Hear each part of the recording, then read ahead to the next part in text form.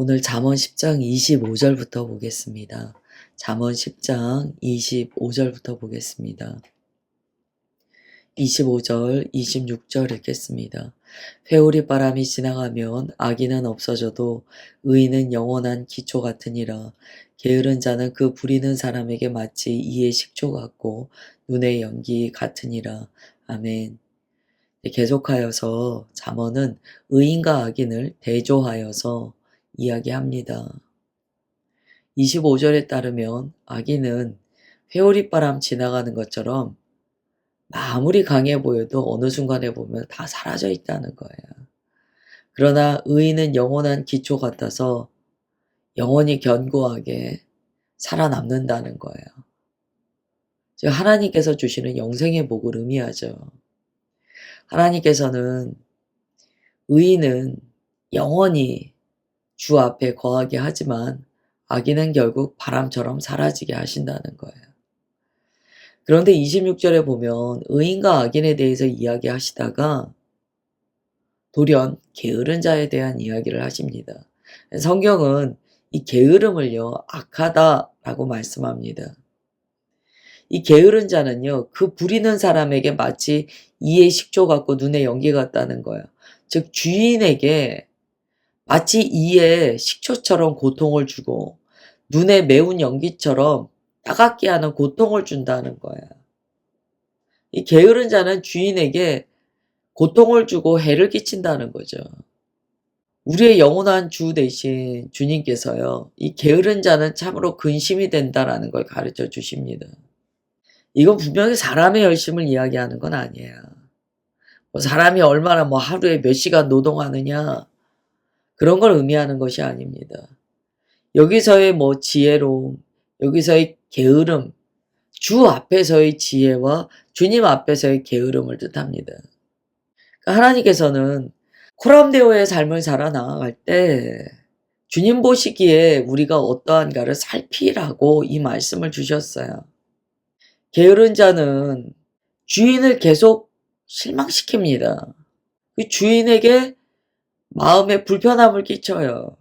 결국 무슨 이야기입니까? 하나님께서는 주 앞에서 성실한 자를 기뻐하신다는 거야. 그리고 주님 앞에서 성실한 자가 의인이라는 거야. 이 게으른 자는 주님 앞에서 신뢰를 잃어버리게 됩니다.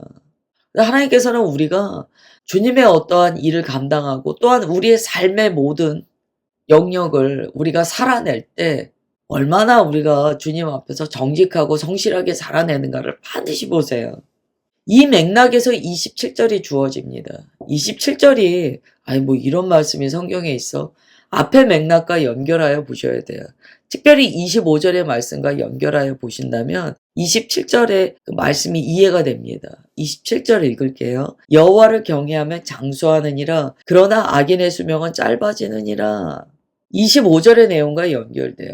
25절에서 회오리바람이 지나가면 악인은 없어져도 의인은 영원한 기초 같다 라고 말씀하셨어요. 즉 이것은 하나님의 거룩한 복을 받느냐 받지 못했느냐의 이야기입니다.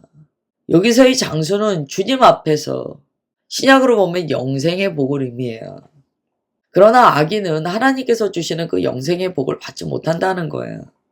28절부터 32절까지 보겠습니다. 의인의 소망은 즐거움을 이루어도 악인의 소망은 끊어지느니라. 여호와의 도가 정직한 자에게는 산성이요 행악하는 자에게는 멸망이니라. 의인은 영영이 이동되지 아니하여도 악인은 땅에 거하지 못하게 되느니라. 의인의 입은 지혜를 내어도 패역한 혀는 배임을 당할 것이니라. 의인의 입술은 기쁘게 할 것을 알거늘 악인의 입은 패역을 말하느니라. 아멘. 계속하여 의인과 악인을 대조하여 말씀하십니다.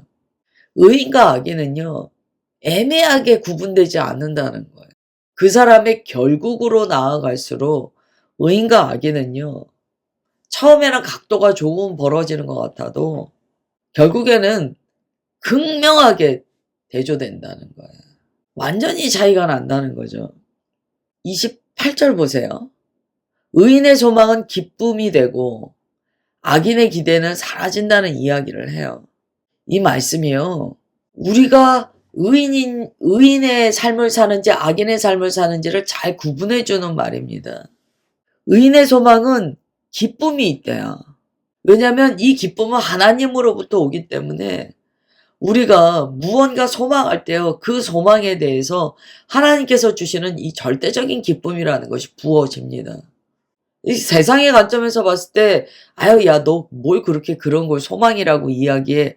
라고 할지 모르지만 하나님의 소망을 품은 자는요, 하나님의 기쁨이 있다는 거예요. 그런데 그렇지 않은 경우 분명히 악인도 소망이 있다는 거예요. 다 우리가 살면서 소망하는 바가 있잖아요. 그런데 그게 하나님 안에서 이루어지지 않을 때는요, 처음에는 그 소망을 막 품고 달려가고 막 그 소망 때문에 사람이 사는 것 같아요. 그러나 그것이 자기 자신에게 유익하지 못해요. 끊어진다고 이야기합니다. 나중에 그 소망이요, 그냥 물거품처럼 사라진다는 거예요.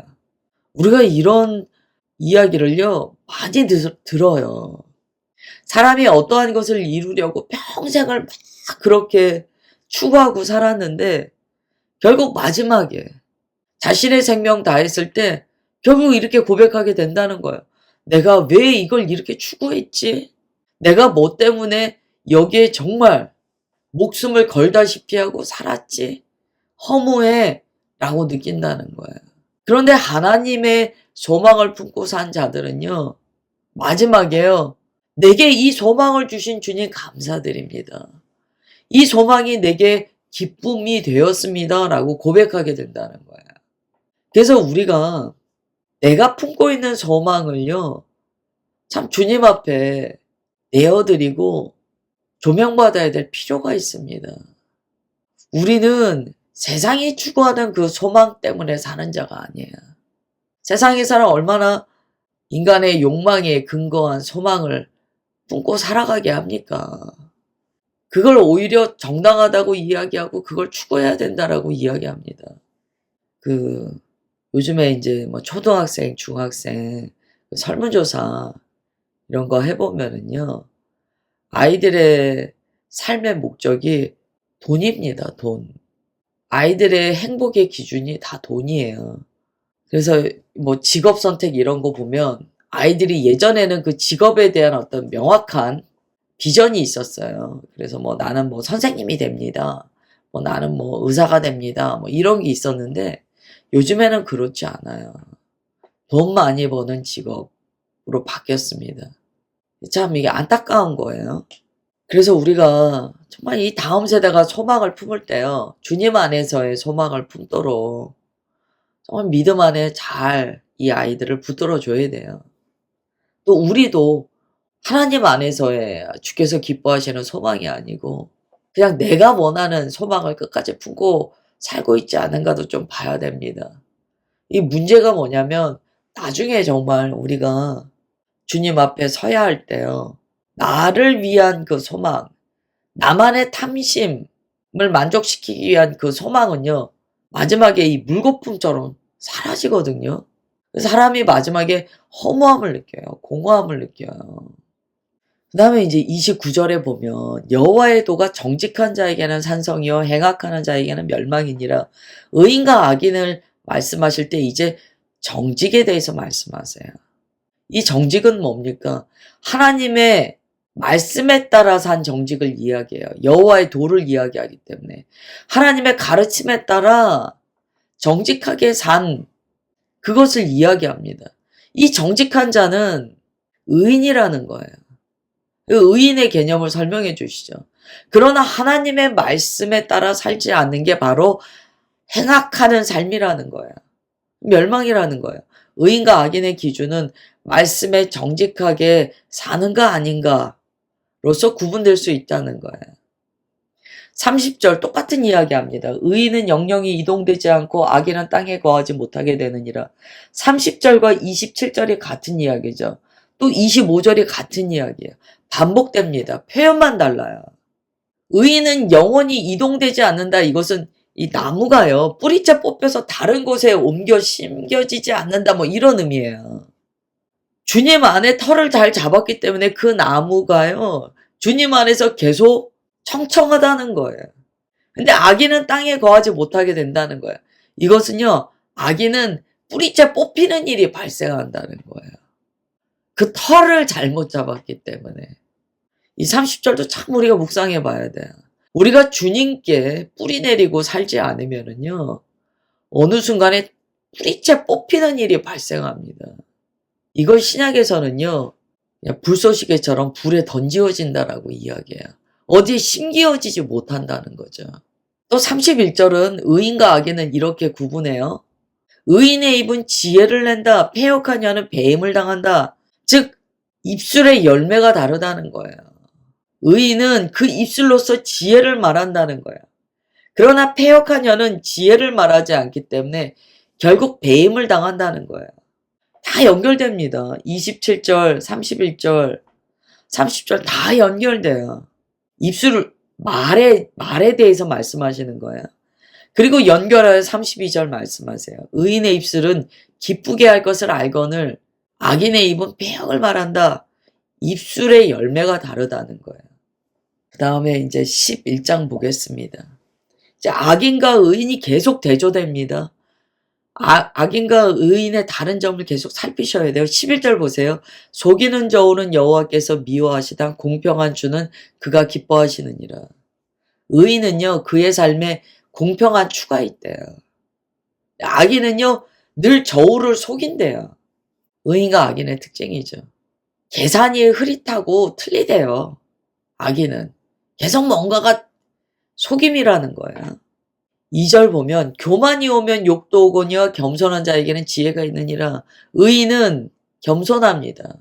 그 겸손한 자가 지혜로운 자라고 이야기해요. 이게요, 중요한 얘기예요. 겸손한 자가 지혜로운 자입니다. 이게 중요한 이야기예요. 우리가 막 지혜를 얻으려고 하잖아요. 주님 지혜를 주옵소서 막 이야기하잖아요. 근데 2절에 따르면 겸손한 자에게 지혜가 있다는 거예요. 하나님께서는 겸손한 자에게 지혜를 주신다는 거예요. 교만한 자에게는 지혜를 안 주신대요. 교만한 자는 수치를 당하고 욕을 당하게 된다는 거예요. 3절 정직한 자의 성실은 자기를 인도하거니와 의인은 정직한 자, 성실한 자라는 거예요. 계속 반복됩니다. 사악한 자의 패역은 자기를 망하게 하느니라. 사악한 자는 누굽니까? 정직하지 않고 게으른 자예요. 결국 자신의 정직하지 않고 게으름 때문에 스스로 망한다는 거예요. 하나님께서 망하게 하신다기보다 3절은요. 자기 스스로 망할 수밖에 없다라고 이야기합니다. 속이고 정직하지 않고 게으르고 자기 스스로 망한다는 거예요. 4절입니다. 재물은 진노하시는 날에 무익하나 공의는 죽음에서 건지느니라. 결국 재물과 하나님을 겸하여 섬길 수 없다는 거예요. 결국 탐심 때문에 재물을 추구하다가 결국 끝에 그것이 얼마나 무익한지 허무함을 경험할 수밖에 없다는 거예요. 그러나 공의는 죽음에서 우리를 건진다는 거예요. 하나님의 말씀을 따라 사는 그 의는 우리에게 영생을 주신다는 거예요. 완전한 자의 공의는 자기의 길을 곧게 하려니와 악한 자는 자기의 악으로 말미암아 넘어지리라. 무슨 말씀입니까? 하나님의 말씀 따라 사는 자는 길이 곧아요. 이 하나님께서 베풀어 주시는 길이 진리의 길이기 때문에 곧습니다. 길이요 왜곡되어 있질 않아요. 그런데 악한 자는요 그 길에요 하나님의 공의가 없기 때문에 결국 이 사람을 실족하게 하는 일들이 그 길에는 계속 깔려 있다는 거예요. 삶에서요 계속 실족한다는 거예요.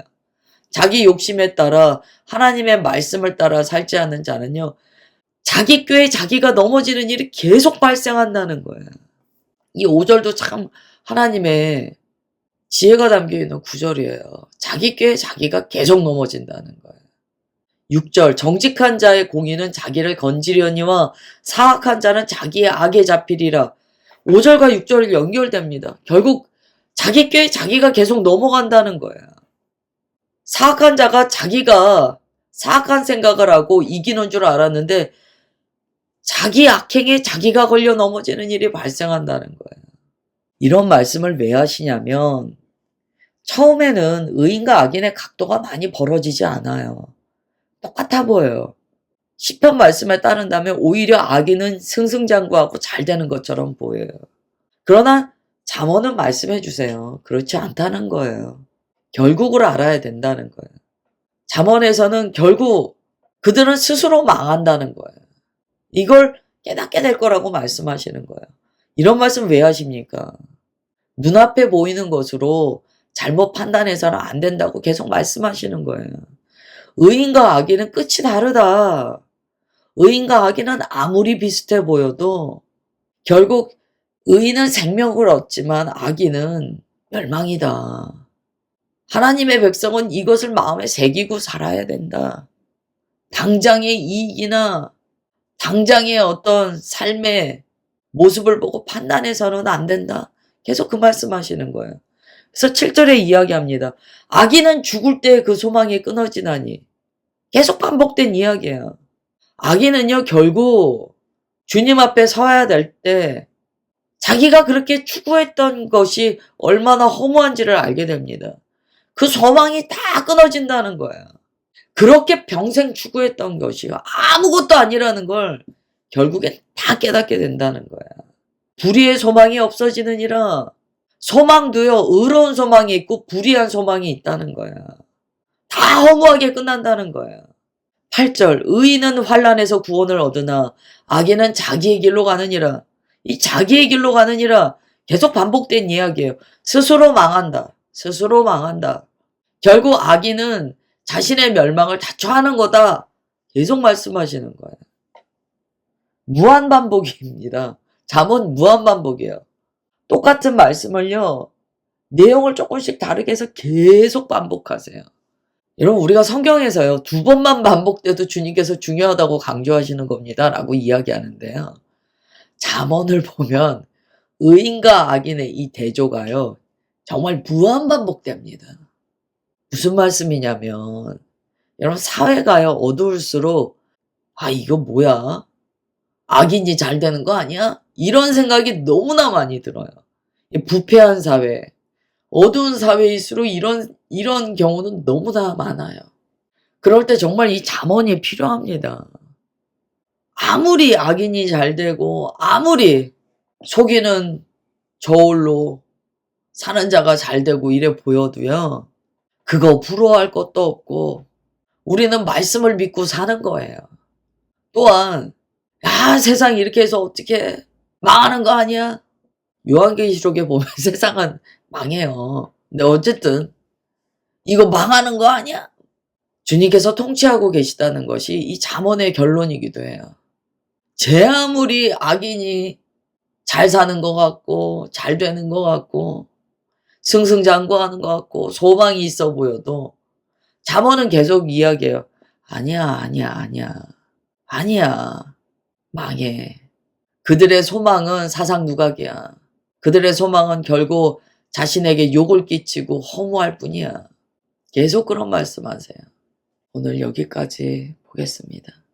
하나님 아버지, 주님께서 무엇이 의이고 무엇이 불의함인지 오늘 말씀을 통하여 우리에게 정말 계속 반복하여 말씀하셨습니다. 무엇이 선함이고 무엇이 악함인지 거듭거듭 말씀하셨습니다. 주께서 이렇게 말씀하심은 그만큼 우리가 의를 따르기에 많은 유혹이 있다는 것을 말씀하심인 것을 압니다. 참으로 예수 그리스도를 따르는 그 삶, 의의 길을 걷는 그 삶이 쉽지 않다는 것을 압니다. 그러나 오늘 주님의 반복된 말씀에 따라 우리의 삶의 궤도를 오늘 이 아침에 혹여 틀어진 각도가 없는지 또 바로 잡습니다. 주님의 진리 위에 서서 좌로도 우로도 치우치지 않고 주님의 말씀 따라 걷기로 결단합니다. 그것이 주님께서 기뻐하시는 길이오매 하나님 우리가 갈등하지 않고 주의 말씀 위에 섭니다. 우리 주 예수께서 우리의 손 꼭 붙드시고 오직 주의 길로 따르게 하여 주심을 믿사오니 주님 홀로 영광 받으시옵소서. 주의 이름만 높임 받으시옵소서.